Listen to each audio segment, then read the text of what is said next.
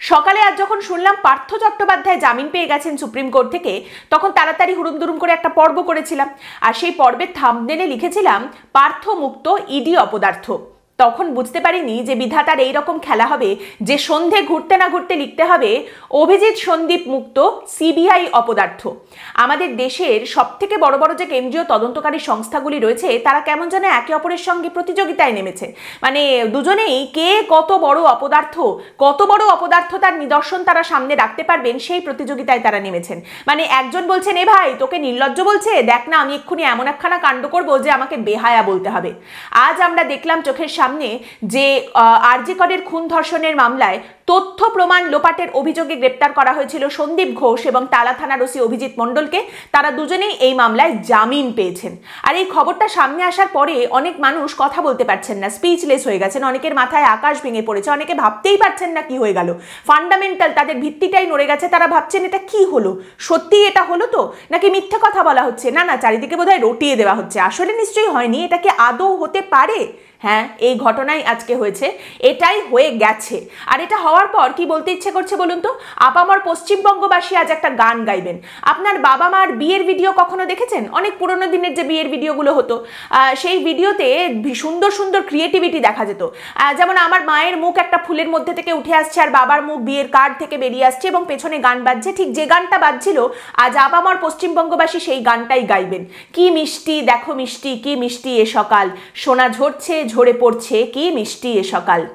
আরজি করের যে তরুণী চিকিৎসককে ধর্ষণ করে খুন করা হয়েছিল সেই মামলায় তথ্য প্রমাণ লোপাট করেছেন এই অভিযোগে সন্দীপ ঘোষ এবং টালা থানার ওসি অভিজিৎ মণ্ডলকে গ্রেপ্তার করা হয়েছিল।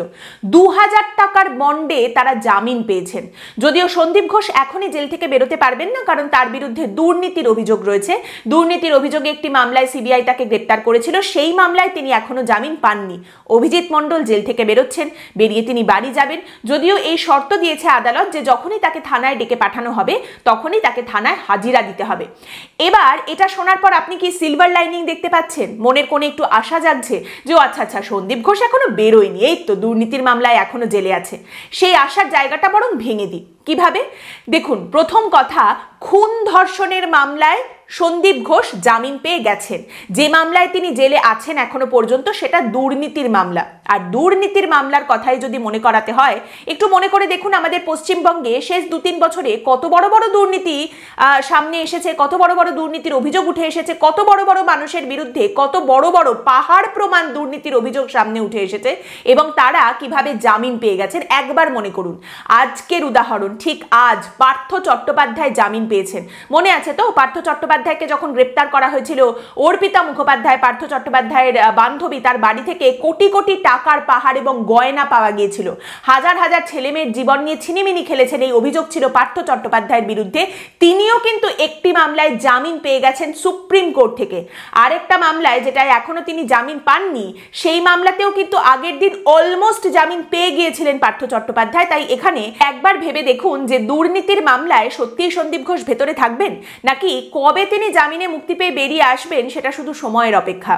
কারণ প্রচুর মানুষ এতদিন আপনাদের বুঝিয়ে এসেছেন যে সিবিআই এসেছে মানেই ধরে ফেলেছে, সিবিআই এসেছে মানেই কোলে নিয়ে ফেলেছে, সিবিআই এসেছে মানেই গন্ধ শুকে ফেলেছে। আর এই সমস্ত কথা বলতে বলতে আজ যে পরিস্থিতি তৈরি হলো, সেখানে সিবিআই ধরে ফেলেছে, এই ইউফোরিয়ার নেশা থেকে বেরিয়ে এসে আপনি যদি একটু যুক্তি দিয়ে ভাবেন তাহলেই আপনি দেখতে পাবেন যে কত সুন্দর, কত নিষ্পাপ, কত নিষ্কলঙ্ক গোটা বিষয়টা। সিবিআই এতদিন এখানে কি বলে এসেছে? কত বড় বড় দাবি করে এসেছে। সিবিআই কোর্ট, আর ডেজিগনেটেড সিবিআই কোর্ট যেখানে এই মামলা হচ্ছে, সেই সিবিআই কোর্টের তরফ থেকে পর্যবেক্ষণে বলা হয়েছিল সন্দীপ ঘোষের বিরুদ্ধে যা সমস্ত অভিযোগ রয়েছে সেগুলো এত গুরুতর, সন্দীপ ঘোষ যা করেছেন বলে সিবিআই দাবি করছে সেগুলো এত ভয়ঙ্কর এবং এত বড় যে সেই অভিযোগগুলো প্রমাণ হলে সন্দীপ ঘোষের ক্যাপিটাল পানিশমেন্ট হতে পারে, সর্বোচ্চ সাজা, ফাঁসির সাজা পর্যন্ত তাকে শোনানো হতে পারে। ভাবতে পারছেন কি ডেঞ্জারাস ব্যাপার? সন্দীপ ঘোষের বিরুদ্ধে কত বড় বড় অভিযোগের দাবি করেছিল সিবিআই, মানে ভাবা যায় না। সি, তারপরে বি, তারপরে আই, মানে সাংঘাতিক ব্যাপার। সিবিআই ঢুকে পড়েছে, এবারে সবটা তারা বের করে নিয়ে আসবে নিশ্চয়ই। রিমান্ড লেটারে সিবিআই দাবি করছে যে টালা থানার ওসির সঙ্গে সন্দীপ ঘোষের যে কথোপকথন হয়েছে সেই কল রেকর্ড থেকে এটা স্পষ্ট যে তারা তথ্য প্রমাণ লোপাট করার চেষ্টা করেছে। ভাবছি টাপছি নয়, এটা স্পষ্ট যে তারা কল রেকর্ড থেকে একদম এই জিনিসটা পুরো তথ্য প্রমাণ লোপাট করার চেষ্টা করা হয়েছে। এবং তারই সঙ্গে বলা হচ্ছে যে এই যে গোটা ঘটনাটা, এই যে তরুণীকে ধর্ষণ করে খুন করা হয়েছে, এই গোটা বিষয়টাকে আত্মহত্যা বলে চালানোর কোনো চেষ্টা করা হয়েছে কিনা সিবিআই এবার সেইটা তদন্ত করছে। এমনকি পুলিশের ভূমিকা পর্যন্ত সিবিআই এর স্ক্যানারে। কি ডেঞ্জারাস ব্যাপার। সিবিআই কিন্তু একদম ধরে ফেলেছে, কত বড় বড় দাবি করেছে সিবিআই কোর্টে যে তারা বুঝতে পেরেছে কিভাবে তথ্য প্রমাণ লোপাট হয়েছে। টেনিদার ভাষায় বলতে গেলে একেবারে পুদিচ্চেরি ব্যাপার। তারপর তারপর তারপর নির্দিষ্ট দিনে যেদিন সিবিআই এর চার্জশিট দেওয়ার কথা সেদিন সিবিআই চার্জশিট দিতে পারলো না। আর চার্জশিট না দিতে পারলে আইন অনুযায়ী জামিন পেয়ে যাওয়ার কথা। ওই নির্দিষ্ট সময়সীমার মধ্যে 3 মাস 90 দিনের মধ্যে ওই চার্জশিটটা জমা দিতে না পারলে যাদের বিরুদ্ধে অভিযোগ, যারা অভিযুক্ত, তারা জামিন পেয়ে যাবেন। সিবিআইও এ কথা জানতো, আদালতও জানতো, তাই খুব একটা কিছু সময় লাগেনি, জামিন তারা পেয়ে গেছেন। একজন সাংবাদিক আজ দেখছিলাম সংবাদ মাধ্যমে যখন রিপোর্টিং করছেন, তিনি ভীষণই মনে হচ্ছিল যে নড়ে গেছেন রীতিমতো এবং ভীষণই শকড হয়েছেন। এবং তিনি যে কথাটা বলেছেন আমার এখনো পর্যন্ত মনে আছে। তিনি বলছেন যে দিনের পর দিন এই আদালতে অভিজিৎ মণ্ডল এবং সন্দীপ ঘোষের বিরুদ্ধে সিবিআই এর সাবমিশন আমরা দেখেছি। সেখানে কত বড় বড় দাবি করা হয়েছে, এদের দুজনের বিরুদ্ধে কত বড় বড় অভিযোগ করা হয়েছে যে সিসিটিভি ফুটেজ এরা ট্যাম্পার করেছে। কোথায় 900 ঘন্টা না 900 মিনিটের সিসিটিভি ফুটেজ আমরা দেখবো, not a matter of joke. এরা তথ্য প্রমাণ লোপাট করেছে। কোথায় বলা হচ্ছে আত্মহত্যা বলে চালানোর চেষ্টা করেছে কিনা আমরা খুঁজে দেখছি। কোথায় বলা হয়েছে টালা থানার সিসিটিভি ফুটেজ পর্যন্ত আমরা খতিয়ে দেখছি, সেখানে কোনো গন্ডগোল হয়েছে কিনা সেসব আমরা দেখছি। এত বড় বড় অভিযোগ, এত বড় বড় সাবমিশন সিবিআই এর তরফ থেকে। আর আজ চোখের সামনে যেটা দেখা গেল সেটা চোখের সামনে দেখেও বিশ্বাস করা যায় না। সেই সাংবাদিক বলছেন যে সিবিআই এর আইনজীবী আজ উঠে দাঁড়িয়ে এক লাইনে সাবমিশন দিলেন, এক লাইনে। তিনি শুধু বললেন যে আমরা আজকে এই মামলাটার চার্জশিটটা জমা দিতে পারছি না, আইন অনুযায়ী আদালত পদক্ষেপ করুক। এবং সিবিআই এর যিনি তদন্তকারী অফিসার, এই গোটা বিষয়টার তদন্ত করছেন, তদন্তকারী অফিসার যিনি নাকি বিরাট বড় একজন অফিসার, গোটা দেশের বড় বড় তদন্ত করেছেন, তিনি উঠে দাঁড়িয়ে ঠিক দুটো লাইন বললেন। এক হচ্ছে আমরা এই মামলায় আজ চার্জশিট দিতে পারছি না এবং তদন্ত চলছে, ব্যাস। এরপরেই অভিজিৎ মণ্ডল এবং সন্দীপ ঘোষের আইনজীবী উঠে দাঁড়িয়ে কথা বলতে শুরু করেন, এই তো চার্জশিট দিচ্ছে না, তাহলে কিন্তু জামিনটা এবার হয়ে যাওয়া উচিত, ইত্যাদি ইত্যাদি, হয়ে যাওয়া উচিত আইন অনুযায়ী। এবং সেটাই হয়েছে, দুজনেই জামিনে মুক্ত। না না, এইখানে যদি আপনি বলেন যে সিবিআই খারাপ কাজ করেছে, সিবিআই অপদার্থ, কি করে সিবিআই চার্জশিট জমা দিল না, এটা জানার পরেও যে চার্জশিট না দিলে এদের জামিন হয়ে যাবে, না না সিবিআই করলো কি করে এটা, সিবিআই তার মানে অপদার্থ, কিচ্ছু পারে না, তাই তো? এই কথা বললে অনেকেই আবার রেগে যাবেন। এখানে যদি বলা হয় যে সেটিং হয়ে গেছে, সেটিং এর কোনো থিওরি যদি সামনে আসে, তাহলে সেক্ষেত্রে আবার অনেকেই বলবে না রাজনৈতিক রং লাগানোর চেষ্টা করছেন আপনারা। তাহলে এক কাজ করা যাক, সমস্ত দোষটা আমরা বরং আদালতের ঘাড়ের উপর চাপিয়ে দিই। হ্যাঁ, আরে আদালতেরই তো তর্সই ছিল না, বেশি তাড়া দিয়ে দিল অমনি বেল। ওমা, একটু বেল না দিলে কি হতো, আজকের দিনটায় জামিন না দিয়ে আরেকটু যদি আটকে রাখা হতো, আরেকটু যদি কেন্দ্রীয় তদন্তকারী সংস্থাকে সময় দেওয়া হতো, তাতে কি বা হতো? কোথায় কোথায় কবে কবে বিভিন্ন আদালতে বেল দেওয়া হয়নি, সেই নিয়ে আমরা বেশ সুন্দর করে একটা লিস্ট তৈরি করতে পারি এবং গোটা দোষটা আমরা এই আদালত, সেই বিচারপতি, তাদের সবার ঘাড়ে চাপিয়ে দিতে পারি, তাই না? কিংবা আরেকটা কাজ করা যেতে পারে, এক কাজ করুন, ওই যে বাবা মা যাদের আর কিচ্ছু করার নেই, যাদের সমস্ত কিছু চলে গেছে, তাদের ঘাড়ের উপরেও সবটা কিন্তু চাপিয়ে দেওয়া যায়। তাদেরই চক্রান্ত, তাদেরই ষড়যন্ত্র, এই তো সব প্রমাণ হয়ে গেল, এই তো ফাঁস হয়ে গেল, কোথাও কিছু হয়নি, সবটাই তাদের চক্রান্ত, বলে দেওয়াই যায় এগুলো। 90 দিন ধরে হতাশ সেই বাবা মা, তারা আজ কি বলছেন? এক মা তার সমস্ত যন্ত্রণা নিয়ে আজ সংবাদ মাধ্যমে বলছেন যে আমার আর কিছু বলার নেই, 90 দিন হয়ে গেল, সিবিআই চার্জশিট দিতে পারলো না, তাই জামিন পেয়ে গেল। সিবিআই তো আমি নই, আমি যদি সিবিআই হতাম তাহলে আমি কাজটা করে দিতাম, আমি তো সিবিআই নই, সিবিআই এর কাজ ছিল, তারা করেনি, তাই জামিন পেয়ে গেছে, আমরা হতাশ, চূড়ান্ত হতাশ। পাশেই কোনো চক্রাবকরা তরুণ কর্মী যদি থাকতেন তাহলে তিনি হয়তো বলে দিতেন, মাসিমা এত চাপ নেবেন না, চিল করুন, আমরাই আবার ক্ষমতায় আসবো, দেখুন না সব চক্রান্ত ঠিক ফাঁস হয়ে গেছে। সহজ বনে সুন্দর মাথায় যদি আপনি তাকান তাহলে সিবিআই এর অপদার্থতা, আর আপনি কুচুটে হলে খেলা হয়েছে, খেলা হবে, আরো ভয়ঙ্কর খেলা হবে, তোমাদের কিছু বলার থাকবে না। আমি শুধু আপনাদের অনুরোধ করতে চাই যে আপনারা যারা সেই সব মানুষজনকে চেনেন যাদের সঙ্গে সিবিআই, ইডি এসবের বড় কর্তাদের বেশ যোগাযোগ রয়েছে, মাঝরাতে ফোন করে নানা রকম সূত্রের খবর তারা পান, মাঝরাতেই এইসব সিবিআই এর বড় বড় কর্তারা ফোন করে তাদের নানা রকম খবর টবর দেন, তাদেরকে একটু প্রশ্ন করবেন, তাদেরকে একটু জিজ্ঞেস করবেন যে কি হয়ে গেল বলুন তো। কেউ তো কোনো দিশা দেখাতে পারছেন না। আপনারা যদি কিছু দেখাতে পারেন দিশা, আপনারা যারা প্রচুর হুঙ্কার টুঙ্কার ছাড়েন, আপনারাই একটু বলুন তো। ওই সিবিআই এর কর্তারা যারা মাঝরাতে ফোন করে বলেন অনেক রকম কথা, অনেক খবর আপনাদের দেন, তাদেরকে জিজ্ঞেস করেই একটু বলুন তো কি হয়ে গেল ব্যাপারটা। আপনাদের একটা ছোট্ট করে খবর মনে করিয়ে দিই। টালা থানার ওসি অভিজিৎ মণ্ডল মানসিক চাপ তৈরি করেছেন ওই নির্যাতিতার বাবা মার উপরে। এই অভিযোগ নির্যাতিতার বাবা মা প্রথম থেকে করেছিলেন।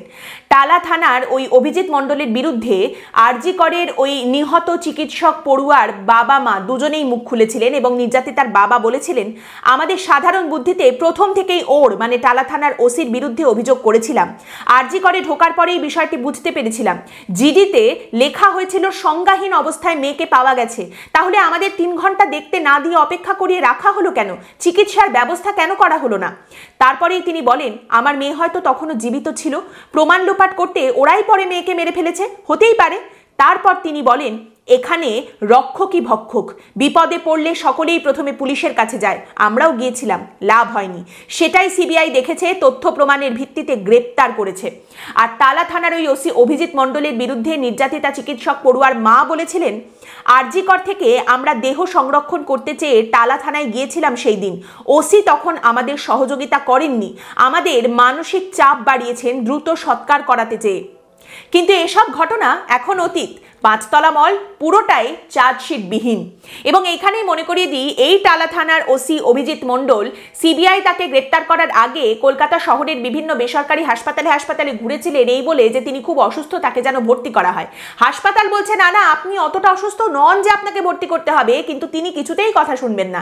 একটা হাসপাতাল ভর্তি করবে না তো আরেক হাসপাতাল করবে না তো আরেক হাসপাতাল। এমনকি এই নিয়ে মুখ্যমন্ত্রী মমতা বন্দ্যোপাধ্যায় পর্যন্ত তোপ দেখেছিলেন যে কেন বেসরকারি হাসপাতালগুলো এই টালা থানার ওসিকে ভর্তি নিচ্ছে না, কি অপরাধ তারা করছে। আজ আপনি দেখুন তিনি জামিন পেয়েছেন, তিনি বাড়ি চলে যাবেন, আশা করি তিনি সুস্থই রয়েছেন। আজ আর কোনো হাসপাতালে ভর্তি হওয়ার বা ডাক্তারের কাছে যাওয়ার কোনো প্রয়োজন হবে না, তিনি অসুস্থ হবেন না। দেখুন, আন্দোলন নিয়ে যখন এত ঝড় উঠেছে, বারবার কিছু প্রশ্ন আমাকে ভাবিয়েছে। এই প্রশ্ন আমি আপনাদের সামনেও এর আগে রেখেছিলাম। এই যে মানুষ যেভাবে রাস্তায় এসে দাঁড়ালেন, যেভাবে তারা পথে নেমেছেন, পাশে দাঁড়িয়েছেন, তাদের আবেগের মর্যাদা দেওয়া হবে তো? এইভাবে যারা লড়াই করতে নামলেন তাদের আবেগের মর্যাদা দেওয়া হবে তো? 80 বছরের সেই বৃদ্ধা যিনি লাঠি হাতে রাস্তায় পথ হাঁটলেন এবং তারপর ধকল সহ্য করতে না পেরে শয্যাশায়ী হলেন, তার আবেগের মর্যাদা দেওয়া হবে তো? সেই মেয়েটি যে পরিবারের রক্তচক্ষু উপেক্ষা করে রাস্তায় নামলো, পথ হাঁটলো, তার আবেগের মর্যাদা দেওয়া হবে তো? যে বাবা তার সন্তানকে হাত ধরে আন্দোলনের মিছিলের পথ চেনালেন, তার আবেগকে মর্যাদা দেওয়া হবে তো? প্রেমে বুক ভাঙে, আশাতেও মন ভাঙলে মধ্যবিত্ত আবার পথে এসে দাঁড়ানোর সাহসটা পাবে তো? উত্তর সময় দেবে, কিন্তু সময়ের উত্তর মধ্যবিত্ত পশ্চিমবঙ্গের বাঙালি নিতে পারবে তো? দেখুন, এখন শীতকালে গোড়ালি ফাটে, ঠোঁট ফাটে, কুনুই ফাটে, বুক ফাটে, আবার কপালও ফাটে। ফাটাফাটি ব্যাপার মশাই। বছরের শেষে এসে দাঁড়িয়েছে, সেখানেও এই রকম ধুম ধারাক্কা ফাটাফাটি জিনিসপত্র দেখতে পাচ্ছি, দেখেও ভালো লাগছে, আনন্দ হচ্ছে, তাই না? This is only possible in our state. একমাত্র আমাদের রাজ্যে হতে পারে, এই পশ্চিমবঙ্গে। কারণ ভুলে যাবেন না, আমাদের রাজ্যের মোটোই তো হচ্ছে এগিয়ে বাংলা। আজকের পর্ব এখানেই শেষ করছি। আপনাদের মতামত এই পর্ব সম্পর্কে অবশ্যই জানাবেন কমেন্ট করে। পরের দিন দেখা হবে অন্য বিষয় নিয়ে আলোচনায়। ভালো থাকবেন।